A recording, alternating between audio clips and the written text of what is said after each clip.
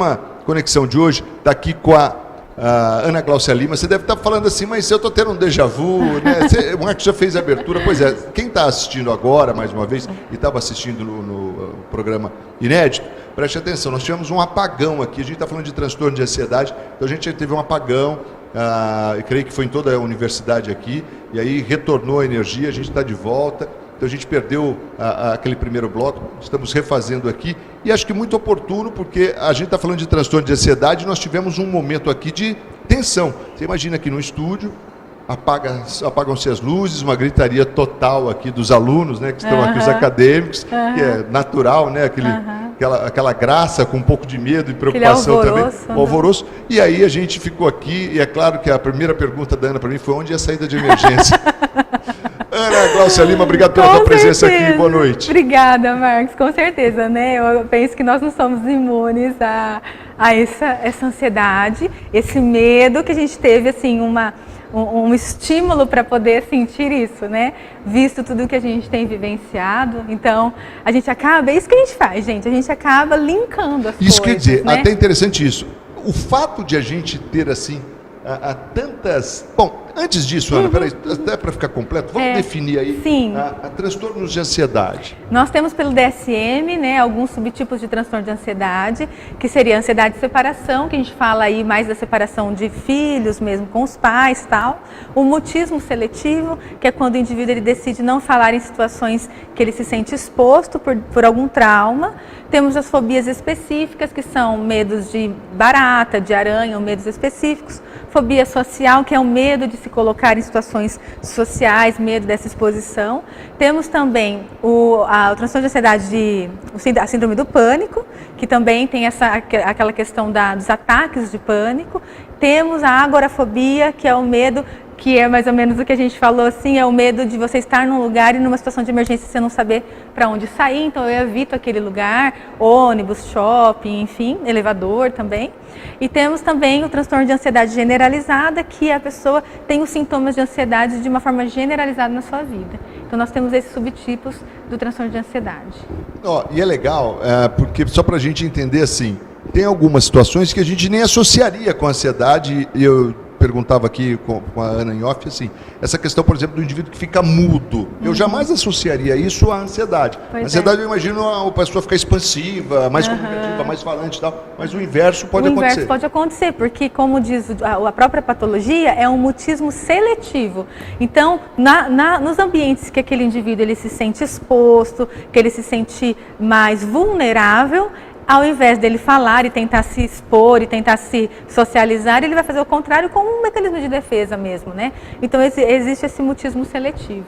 Ana, quais são assim os sintomas que acabam detectando ou chamando a atenção até dos familiares para que busque ajuda, porque há ali um problema realmente relacionado à ansiedade e de forma importante? Sim, a gente tem a diferença do que é normal, numa ansiedade normal, que é, por exemplo, o que aconteceu aqui com a gente ficou meio tenso com toda a situação, e a ansiedade patológica, que a ansiedade, o normal e do patológico, a diferença é a intensidade e como que aquilo prejudica o indivíduo de uma forma social e de uma forma pessoal. Então, se aqueles sintomas de preocupação, de antecipação, te limita a viver em sociedade, te limita a fazer os seus objetivos, os seus sonhos, a gente pode pensar em algo patológico. Porque a ansiedade, ela é presente na nossa vida, né? Todos nós somos um pouco ansiosos, até mesmo por conta do mundo que a gente está vivendo, a sociedade que a gente está vivendo. Verdade. Mas quando isso começa, por exemplo, e se o avião cair, então eu não vou viajar? Mas e se eu não passar naquela entrevista de emprego, então eu nem vou? Então, se isso começar a me prejudicar enquanto indivíduo, eu posso pensar, talvez, num transtorno de ansiedade. E ele também tem que ter uma duração, né? Não pode ser assim, eu tive esse sintoma hoje, então eu estou com transtorno de ansiedade. Tem uma duração aí para você caracterizar como transtorno. Mas é importante falar que essa preocupação, ela acaba sendo antecipada, mas ela é real, né? Ela é real, é uma preocupação excessiva e real. A pessoa está acreditando mesmo naquela situação de ameaça. Porque é diferente do medo, como a gente falou. Sim. O medo, a gente tem um medo frente a um estímulo que é real, ou que a gente interpreta como real. Eu tenho um medo de um cachorro, eu fiquei com medo quando as luzes apagaram, alguma coisa está errada para tudo ter um apagão. E como é que foi isso, por exemplo, sua experiência que você sentiu, já começou a suar frio? Eu fiquei muito tensa. Até porque você tem falado muito sobre isso, né? Quer dizer, e com isso você vai associando as tragédias que tem no cercado, né? Nós tivemos aí, Brumadinho, nós tivemos aí Flamengo. Os meninos do Flamengo, nós tivemos aí hoje a queda do helicóptero do Boechat, nós tivemos um assalto à mão armada com a morte, o homicídio de um rapaz aqui em Garça, numa lotérica. Enfim, é muita tragédia. Então, por isso que tão pouco tempo. É interessante como nós funcionamos. Todos nós somos seres humanos e funcionamos dessa forma. Nós fazemos os links. Se a gente está falando sobre, por exemplo, o que pegou fogo lá no CT do Flamengo e tudo, sei lá, apaga, eu falo, meu Deus, será que aqui vai pegar fogo também? Então, a gente tem essa sensação de vulnerabilidade. Então, quando o indivíduo está numa situação real de vulnerabilidade ou interpretativa de vulnerabilidade, pode ocorrer até um ataque de pânico. E muitas vezes pode até ajudar, às vezes, né? Porque a pessoa também não pode ficar tão tranquila diante do mundo, né? Por isso que todos os sentimentos e todas as emoções, que isso que é uma sacada muito legal da maturidade emocional e da inteligência emocional. Todas as emoções, sentimentos são importantes. Porque, por exemplo, se a gente fica mais ansioso, entra mais assim em não sei se eu posso até dizer um pânico controlado, mas entra assim em alguma situação mais eufórica, você tem rotas de fuga. Agora, se você fica lá calmo, tranquilo, talvez você não tenha rotas de fuga. Então, tudo é o equilíbrio, Marcos. É verdade. Porque em situações complicadas, situações de perigo real, a gente precisa ter essa força, dessa agressividade, dessa ansiedade para correr, ter nossas rotas de fuga. Então, tudo com equilíbrio, gente, é ótimo, mas tudo com equilíbrio e tudo assim, muito real. Porque a ansiedade, por exemplo, como eu falei, a ansiedade, eu tenho medo de acontecer alguma coisa. Por exemplo, eu saio para trabalhar de carro, eu tenho medo de sofrer um acidente. Então, o meu medo é tão grande de sofrer acidente que eu nem saio de carro. Daqui a pouco eu não vou trabalhar, daqui a pouco eu não saio de casa.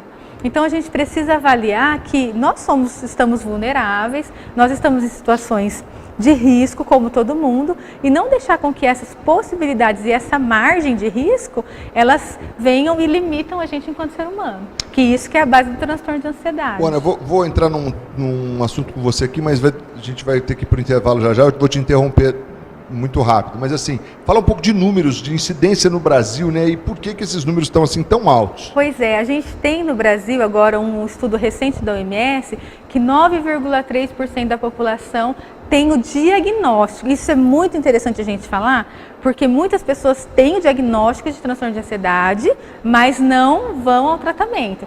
Aliás, muitas pessoas têm transtorno de ansiedade, mas não têm esse diagnóstico firmado. Mas tudo indica que tem transtorno de ansiedade e não buscam tratamento. Então, diagnosticados aí que a gente tem talvez uma margem de erro, a gente tem 9,3% da população.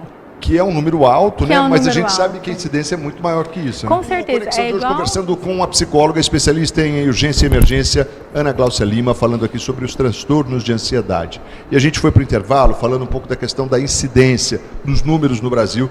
Ana, eu queria que você desse sequência aí nesse tema para a gente. Pois é, então nesse último estudo da OMS, a gente tem uma incidência de 9,3% da população com diagnóstico de transtorno de ansiedade. A gente pode aí ter uma margem de erro de pessoas que têm os sinais e sintomas, mas não procuram esse diagnóstico. Então, às vezes a gente tem até mais.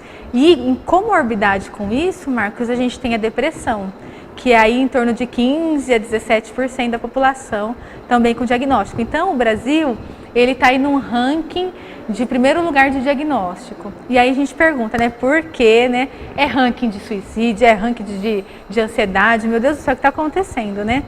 Nós vivemos e alguns estudos falam, não tem nada muito fechado, né? Afinal de contas, a gente está falando do Brasil, um país tropical abençoado por Deus, não é isso? E bonito exatamente. por natureza. E eu li num artigo que falava assim, o país do futebol, do samba, do carnaval, né? Então, assim, a gente precisa rever alguns conceitos aí, né? Algumas superficialidades, se eu posso dizer assim.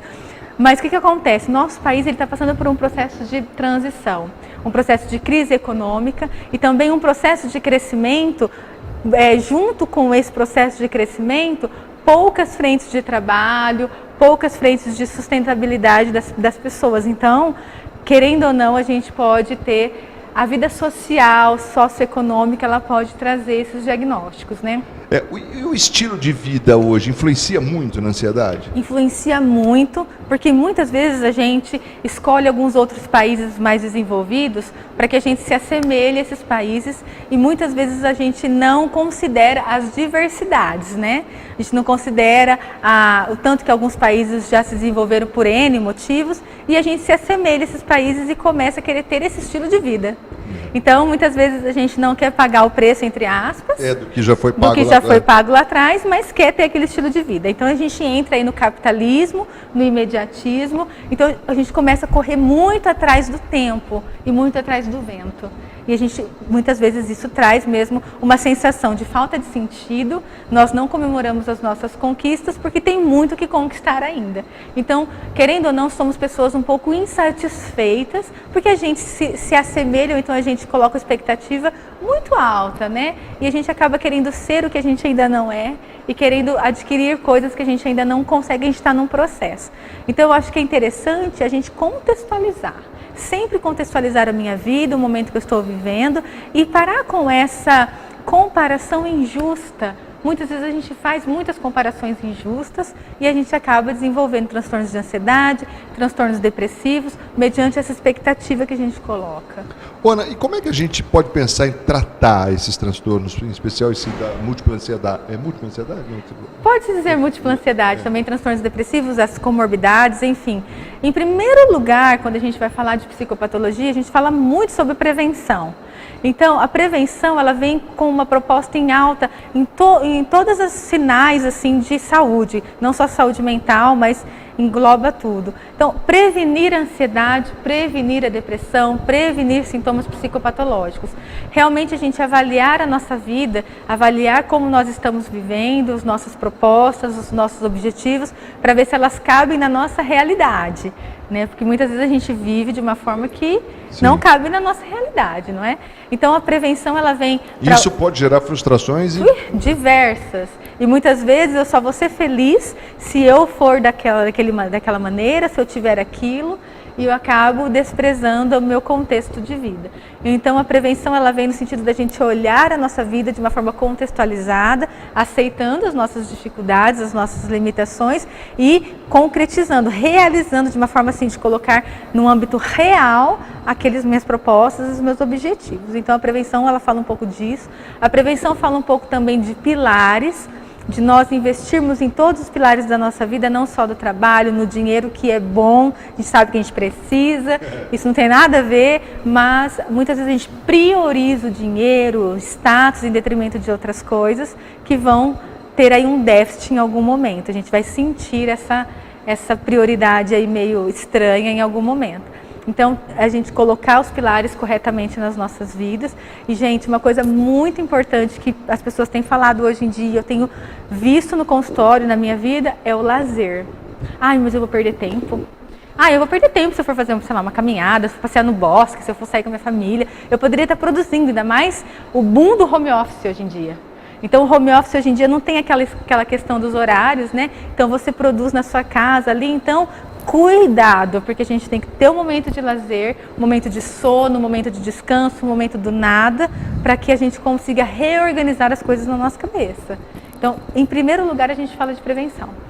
Uma vez o sintoma instalado, a psicopatologia instalada, sempre procurar um psiquiatra e um psicoterapeuta, porque o psiquiatra ele tem o suporte farmacológico, porque muitas vezes nós precisamos do suporte farmacológico e o psicoterapeuta ele vai trabalhar nas interpretações das situações, nos pensamentos, nos sentimentos, de como eu interpreto de fato uma ameaça, que talvez não seja uma ameaça real, nessa reestruturação cognitiva. Quer dizer que essa vamos dizer, parceria com a psiquiatria e a psicologia é fundamental no tratamento. É fundamental em tratamentos de diversas psicopatologias. Existe ainda um tabu da psiquiatria, né? Existe o tabu da psicologia, imagina da psiquiatria, né? Porque eu não quero tomar remédio, porque eu não quero ficar dependente, porque eu não sou louco, enfim. E eu sinto dizer que muitas vezes você está deixando de ganhar um suporte maravilhoso, um suporte que vai te trazer um bem-estar no momento agudizado da sua vida por conta de um tabu. E a psicologia da mesma forma. Começar a desenvolver esse isolamento com uma distorção aí cognitiva e vir culminar numa depressão. Então, assim, só um exemplo, né? Então a gente consegue entender a depressão e a ansiedade andando muito juntas. E são dois booms que o Brasil está tendo, né? Está apresentando de 9,3% aproximadamente de pessoas com transtorno de ansiedade e entre 15% e 18% pessoas com depressão. Tem um estudo também que fala que em 2020, existe um prospecto aí de 2020, a depressão ser a principal causa de absenteísmo nas empresas. Então, assim, a gente está falando de algo muito sério. Quando a gente vem falar sobre prevenção, às vezes vocês aí de casa falam, puxa, mas falando de novo, né? De atividade física, de um sono de qualidade, de colocar o pé no freio, poxa, de novo isso, de novo. Mas a gente está batendo muito nessa tecla porque a gente está percebendo o que vai acontecer daqui a 1, 2 anos. Porque o consultório, ele traz essa coisa empírica para a gente, os estudos trazem isso. Então, quando a gente bate nessa tecla, realmente eu acho que é legal a gente rever o nosso estilo de vida. Eu acho difícil, porque eu também sou uma pessoa ligada nos 220, e também eu preciso rever os meus estilos de vida, eu já tenho feito isso, não é fácil, muitas vezes a gente dizer não para alguns hábitos, mas pensando em saúde mental, em prevenção, em uma vida saudável, é extremamente importante. Pois é, e um outro ponto também, Ana, assim, a questão do suicídio, né? A gente sabe que o índice em Marília é altíssimo, né? Infelizmente, mas Marília também não está isolada nisso tudo, o que é pior, né? Se fosse só um problema nosso, não. A gente vê isso em várias cidades, em vários estados. Dias desse, um ouvinte da região ali de Araçatuba, que ouve a Campestre, me ligou pedindo para eu falar alguma coisa sobre esse assunto, porque eles estavam preocupados que na cidade também existia ali um alto índice. Enfim, qual a relação desses transtornos com o suicídio? Tem alguma? Tem uma relação, né? Uma vez que a pessoa ela tem uma psicopatologia instalada nesse sentido de transtorno de ansiedade, de depressão, a gente pode linkar falta de sentido na vida. Uma pessoa que se isola por um transtorno de ansiedade, uma pessoa que tem reações fisiológicas do transtorno de ansiedade, sudorese, palpitação, a fala começa a tremer, gagueja, uma pessoa que não quer ficar, talvez, num meio de outras pessoas, num círculo aí social. Então a pessoa começa a interpretar tudo isso de uma forma muito errônea, muito distorcida, de falta de objetivo de vida, falta de sentido de vida, por que eu vou viver mesmo eu não consigo melhorar, né? Eu faço isso, meu transtorno de ansiedade não melhora, eu só pioro, e agora também tem um diagnóstico de depressão. Então a perda de sentido na vida, perda de possibilidades de melhora, isso tudo interpretativo, tá, gente? A pessoa começa a interpretar isso dessa forma, e isso pode sim motivá-la a pensar na possibilidade de tirar a própria vida, porque não vê um futuro, não vê algo prazeroso, não vê algo, uma solução. Nós trabalhamos na psicoterapia, na terapia cognitivo-comportamental, que é o que eu trabalho, muito dessa reestruturação cognitiva, de entender esses pensamentos automáticos, entender o que é realmente real, o que é fantasioso, que vem de uma crença nuclear que a pessoa tem. Também, pelo lado comportamental, a gente trabalhar a dessensibilização, trabalhar também técnicas de exposições a algumas situações ansiogênicas, para que a pessoa consiga desmistificar tudo isso, diluir todos esses sintomas. Porque uma vez que os sintomas vão se agravando sem um tratamento, a pessoa pode entender que realmente não tem mais sentido de vida. E começam as ideações, né? Começam esses pensamentos suicidas, começam essas possibilidades. Nossa, eu estou pensando de uma forma mais protetiva, eu estou pensando de uma forma de resolução de problemas. E se a gente não tem uma intervenção aí, a gente acaba perdendo esse indivíduo, sim, com certeza. E é legal lembrar que Marília, sim, realmente ela está num ranking de primeiro lugar de casos consumados de suicídio, mas num raio de 100 mil habitantes, e Marília e os seus distritos. Então, porque não tem como a gente, né, gente, competir com São Paulo, capital, né? Não dá, a conta não bate, não fecha. Então é num raio de 100 mil habitantes. Só que assim, Marília está nesse espectro, mas existem outras cidades aí também que já já estão alarmando tudo isso, né?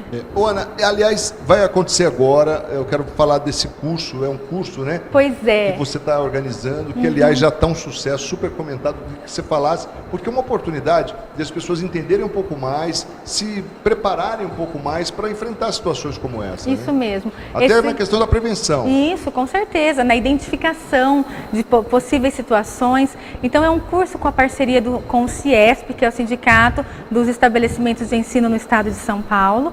É um curso de prevenção ao suicídio, voltado para todas as pessoas que lidam com pessoas. Todo mundo que trabalha com gente, e nós que temos crianças em casa, adolescentes em casa, é interessante porque nós vamos falar sobre prevenção ao suicídio. Então, sinais de comportamento suicida, o que é o suicídio, o processo do suicídio, como eu identifico um comportamento, o que eu faço com isso. Ah, mas eu não sou profissional da saúde mental, então, não.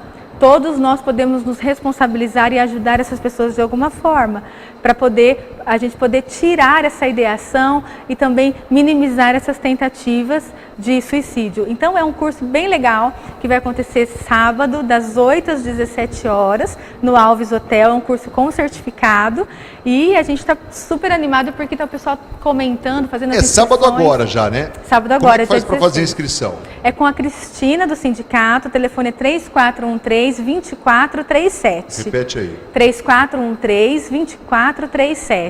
Com a Cristina, porque tenho aquela questão de organização de vagas e conversa certinho com ela, custos também com ela, valores com ela. É um curso assim que a gente está preparando com muito amor para vir ao encontro dessa situação que a gente está vivendo. A gente vai trabalhar bastante prevenção, mindfulness, a gente vai trabalhar técnicas de relaxamento, respiração, como a gente identifica uma situação, o que eu faço, quem que eu chamo, como que eu faço, o que eu falo. Então vai ser um curso muito dinâmico, com vários relatos para a gente poder trabalhar, alguns relatos reais. Então vai ser bem legal, espero todos vocês lá. Então é no sábado, no Alves Hotel, das 8 às 17 horas. Tem o coffee, tem intervalo para o almoço, bem estruturadinho, muito legal esse curso. Legal, ó, uma grande possibilidade. Vamos repetir mais uma vez o telefone, Ana, para mais informações? O telefone vai falar com a Cristina do sindicato, 3413-2437. Legal. Daí, ó, Ana, quero te agradecer muito pela presença aqui, é sempre uma alegria, uma honra te receber e espero numa próxima oportunidade. Marcos, eu me sinto muito bem aqui, fico muito feliz com esse espaço. Mesmo com o apagão, né? Mesmo com o apagão, porque eu pude sentir na pele o que uma pessoa ansiosa sente. E é interessantíssimo a gente vivenciar isso. Eu adorei estar aqui, eu espero voltar mais vezes, eu gosto muito de estar aqui e conversar sobre esses temas com vocês. Legal, obrigado. Ana Gláucia Lima, psicóloga, especialista em urgência e emergência, nossa convidada de hoje aqui no Conexão, falou sobre os transtornos de ansiedade. Se você ligou